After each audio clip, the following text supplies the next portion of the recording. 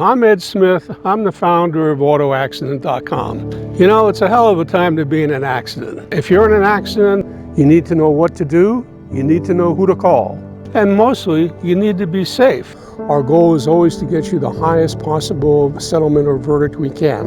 Our verdicts and settlements are listed on my website. We don't play hide the ball. You know, I'm seeing people here in my outdoor office right here, and we handle more accidents than anybody in Northern California. I started AutoAccident.com after coming out of the military. I was at McClellan Air Force Base, and I spent many years on an air crew in Vietnam.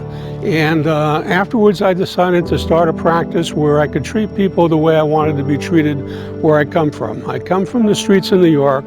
I come to Sacramento, and I'm bringing some of that street knowledge with me because that's what you need when you have a good attorney. You need somebody that's been in the trenches. You don't need somebody with a silver spoon. That doesn't work. If you have an attorney and he tells you, you know, I do everything. I do a little bit of criminal law. I do divorce. I do family law. First thing you need to do is fire him and close the book. You need somebody that does personal injury and only personal injury.